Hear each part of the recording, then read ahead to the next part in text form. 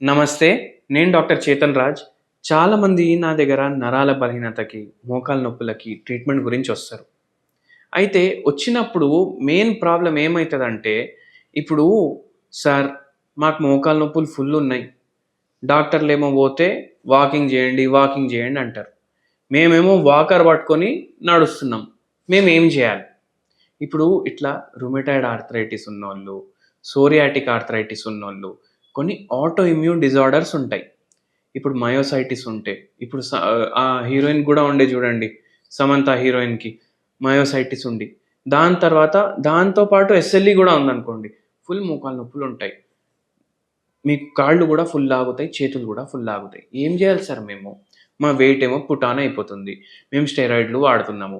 స్టెరాయిడ్‌లు వాడితే మాకు wait put on అయితుంది, షుగర్ వస్తుంది, మోకాలు నొప్పులు కూడా తగ్గుతలేవు. కాళ్ళేమో స్టిఫ్ అయిపోతున్నాయి. మేమేం చేయాలి? అనేసి అడుగుతారు. అయితే నేను ఒకటే చెప్తా. చూడండమ్మా, ఫస్ట్ అండ్ ఫార్మోస్ట్ ఇప్పుడు మనకు దేవుడు చేతులిచ్చిండు, కాళ్ళిచ్చిండు. దేవుడు చేతులిచ్చిండు, కాళ్ళిచ్చిండు, అది మనం సరిగా వాడుకుంటే మనకేమో అవి మంచిగుంటాయి. ఇప్పుడు ఈ రోగాలు ఇంత ఘోరమైన రోగాలు ఎందుకొస్తున్నాయి? ఎందుకంటే స్ట్రెస్ ఏమో జనాలకు చాలా పెరిగిపోయింది. ఆ స్ట్రెస్ పెరిగిపోవడం వల్ల ఇట్లా చాలా రోగాలొస్తున్నాయి. ఇప్పుడు ఒక పేషెంట్‌కి ఇట్లనే రుమటాయిడ్ ఆర్థరైటిస్ వచ్చింది. ఆ రుమటాయిడ్ ఆర్థరైటిస్ రావడానికి కారణం ఏముండే తెలుసా మీకు? ఆయన ఇంజినీరింగ్ ఫైనల్ ఇయర్‌లో ఉండే. ఇంజినీరింగ్ ఫైనల్ ఇయర్‌లో లవ్ ఫెయిల్యూర్ అయింది. ఇంజినీరింగ్ ఫైనల్ ఇయర్‌లో లవ్ ఫెయిల్యూర్ అయ్యేసరికి ఆయన బాగా డౌన్ అయిపోయిండు. ఆయన మెంటలీ డౌన్ అయిపోయిండు. ఓ 1 ఇయర్ జాబ్ చేసిండు. దాని తర్వాత ఏమైందంటే ఎంగేజ్‌మెంట్ ఫిక్స్ అయింది. మళ్ళీ ఇంకో లవ్ అఫేర్ అయ్యి ఎంగేజ్‌మెంట్ ఫిక్స్ అయింది. లవ్ అఫేర్ అయ్యి ఎంగేజ్‌మెంట్ ఫిక్స్ అయిన తర్వాత ఏం తెలిసింది? ఆ అమ్మాయి ఈయనని చీట్ చేస్తుందని తెలిసింది. అప్పుడు మళ్ళా బ్రేకప్ అయింది.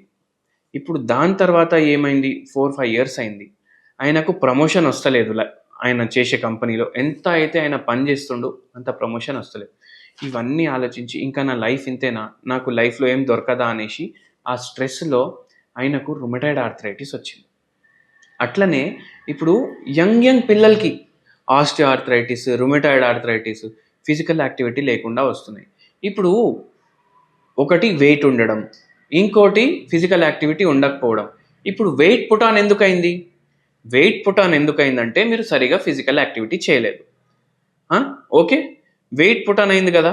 ఆ ఫిజికల్ యాక్టివిటీ చేయకపోవడం వల్ల ఇప్పుడు గంటలు నిల్చొని పని చేయడం, దానివల్ల మోకాలేమో ఎఫెక్ట్ అయినాయి.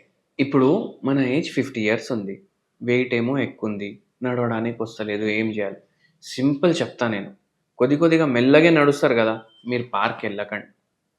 పార్క్‌కెళ్ళకుండా మీరు హోమియోపతి మెడిసిన్ స్టార్ట్ చేయండి.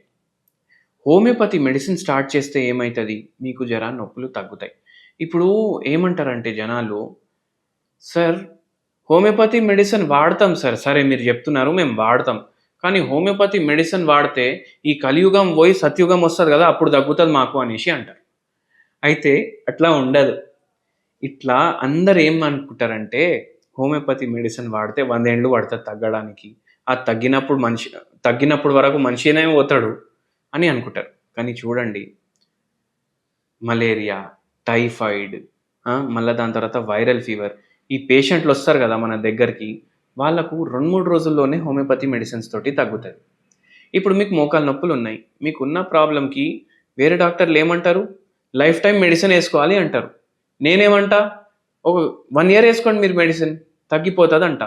అయితే ఇప్పుడు లైఫ్ టైమ్ మెడిసిన్ ఏసుకోవడం ఫాస్టా? 1 ఇయర్ మెడిసిన్ ఏసుకోవడం ఫాస్టా? చెప్పండి మీరు. అట్లా ఆలోచించాలి. రోగం మొత్తానికి బాడీలోకెళ్ళి బయటికి పోతుంది. ఒక 1 ఇయర్ పడుతుండొచ్చు. కానీ పోతుంది గదా! ఇంకోటి విచిత్రమైన ఫ్యాక్ట్ నేనేం జెప్తా అంటే, మీరు 2 నెలలు హోమియోపతి మెడిసిన్ వాడితే, మీకు 20% నుంచి 30% వరకు ఆ ఏండ్ల నుంచి ఉన్న మోకాలు నొప్పులు పోతాయి. మీరొక 4 నెలలు, 5, 6 నెలలు వాడితే, మీకు 80% నొప్పి తగ్గిపోతది. కానీ నేను 1 ఇయర్, 1 ½ ఇయర్ ఎందుకు వాడిపిస్తా మెడిసిన్? ఉన్న రోగం మీ బాడీలోకెళ్ళి పూర్తిగా బయటికెళ్ళిపోవాలి. ఇది మనం పెయిన్ కిల్లర్‌లు లేకుండా ఈ పని జేస్తాం. ఓకే. సరే. ఇప్పుడు మోకాలు నొప్పులు తగ్గిపోయినాయి.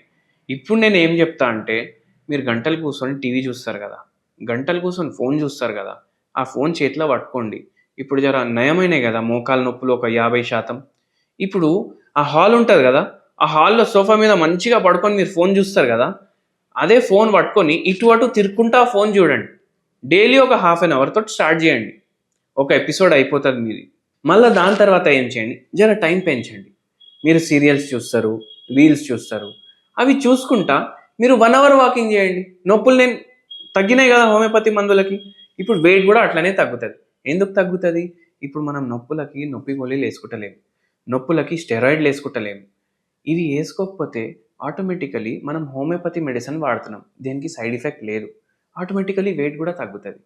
మీరు నడుస్తారు. మళ్ళా ఫంక్షన్‌లకు పోతారు. మళ్ళా చుట్టాలను కలుస్తారు. అట్లా మళ్ళా మన లైఫ్ ఏమో నార్మల్‌కి రావడం స్టార్ట్ అయితది. సో, అట్లా చేయండి. ప్లస్ దాంతో పాటు ఒక మంచి హోమ్ రెమెడీ చెప్తాను మీకు. ఈ హోమ్ రెమెడీ పాటిస్తూ చేయండి. చాలా బెటర్ ఉంటది. సొంఠి పొడి ఉంటది గదా! సొంఠి పొడి ఒక 1 చెంచా తీసుకోండి. దాంట్లో ఒక నిమ్మకాయ రసం ఏసేయండి. ఒక నిమ్మకాయది మొత్తం రసం ఏసేయండి. దాంట్లో వేడి నీళ్ళేయండి. కలిపేసేయండి. డైలీ మార్నింగ్ ఒక కప్పు, ఈవినింగ్ ఒక కప్పు తీసుకోండి.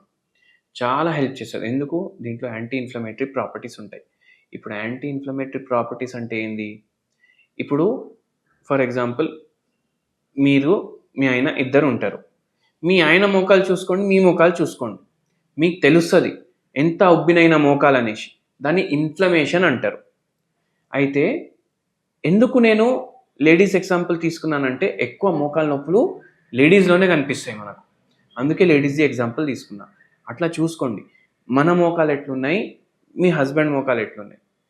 అది చూసుకుంటే మీకు తెలుస్తది. అమ్మా! ఇంత ఉబ్బినాయా అనేసి అనిపిస్తది. ఆ ఉబ్బుడు తగ్గించడానికి మనకు హెల్ప్ చేస్తదిది. దాన్నే ఇన్‌ఫ్లమేషన్ అంటారు. అట్లా చేయండి. కొద్దిగా నొప్పికి గూడా జర రిలీఫ్ ఉంటది. దాంతో పాటు మనం హోమియోపతి మెడిసిన్స్ వాడుతున్నాము. సో, ఇట్లా ఇవన్నీ జేసుకుంటా మనం ఈ రోగాల నుంచి బయటపడొచ్చు.